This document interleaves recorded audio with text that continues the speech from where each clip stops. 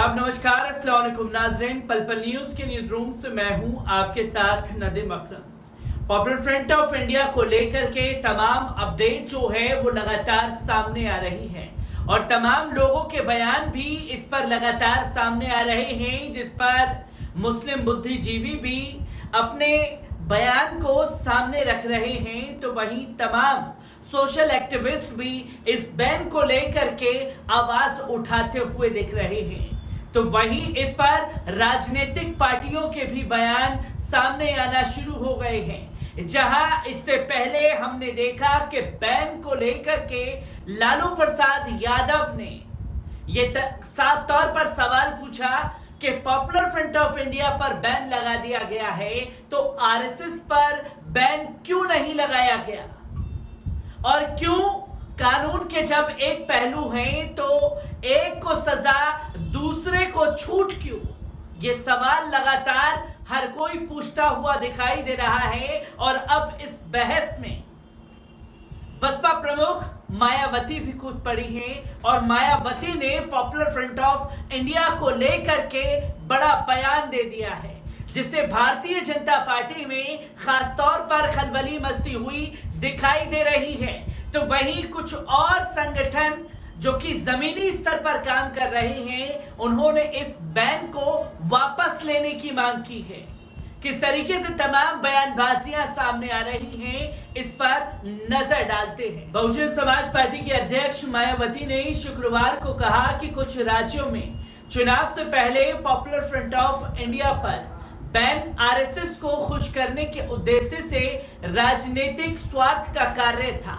Bahujan Samaj party प्रमुख ने कहा कि आरएसएस पर भी प्रतिबंध लगाने की देशव्यापी मांगों के पीछे यह निर्णय था। मायावती ने हिंदी में एक ट्वीट में कहा, देश भर में विभिन्न तरीकों से PFI popular front of India को निशाना बनाने के बाद केंद्र ने आखिरकार विधानसभा चुनाव से पहले अपने 8 सहयोगियों के साथ इसे राजनीतिक स्वार्थ की नीति मानते हुए प्रतिबंधित कर दिया है और संघ के तुष्टीकरण से संतोष कम और बेचैनी अधिक है। संबंधित ट्वीट में उन्होंने कहा, यही कारण है कि विपक्षी दल नाराज हैं और इस मुद्दे पर सरकार की मंशा को दोषपूर्ण मानते हुए हमला कर रहे हैं और आरएसएस पर प्रतिबंध लगाने की मांग भी खुले तौर पर उठाई जा रही है कि अगर पीएफआई के लिए खतरा है देश की आंतरिक सुरक्षा के लिए, इसके जैसे अन्य संगठनों पर भी प्रतिबंध क्यों नहीं लगाया जाना चाहिए।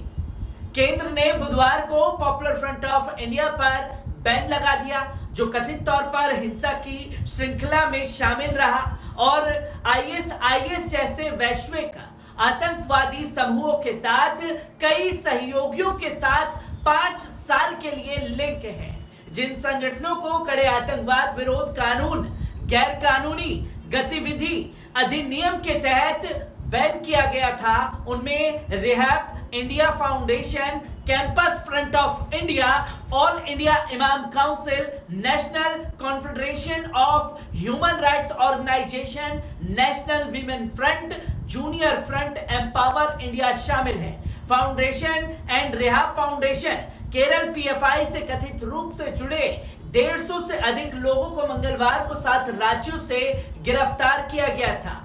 और गिरफ्तार करने के बाद 5 दिन बाद 16 वर्षीय समूह के खिलाफ इसी तरह के अखिल भारतीय कार्रवाई में इसकी 100 से अधिक गतिविधियों को गिरफ्तार किया गया था और कई दर्जन संपत्तियां जब्त की गई थी। भारत के प्रमुख मानवाधिकार समूह association for protection of democratic rights ने बुधवार को केंद्रीय गृह मंत्रालय द्वारा popular front of India PFI और उसके सहयोगी संगठन पर लगाए गए 5 साल के बैन को वापस लेने की मांग की है। एपीडीआर महासचिव रंजीत सूर पीएफआई के अनुसार वंचितों, दलितों और बड़े पैमाने पर राष्ट्र के सामाजिक, आर्थिक, सांस्कृतिक और राजनीतिक सशक्तिकरण की उपलब्धि के लिए काम करने अपने घोषित उद्देश्य के साथ अल्पसंख्यकों और ऐतिहासिक रूप से हाशिए पर काम करने का दावा करता है। सूर ने कहा, इसकी राजनीतिक शाखा social democratic party of India ने संसद के स्तर से स्थानीय निकायों के चुनाव में भाग लिया है और इसके कुछ प्रतिनिधि भी चुने जा रहे हैं। उन्होंने ये भी कहा कि एपीडीआर का दृढ़ विश्वास है कि इस देश के प्रत्येक संगठन को अपनी विचारधारा को बनाए रखने का देश में अधिकार है, जिसका केवल वैचारिक और राजनीतिक रूप से ही मुकाबला किया जा सकता है। किसी संगठन पर प्रतिबंध लगाना कभी भी एक वैचारिक और राजनीतिक मुद्दे का जवाब नहीं हो सकता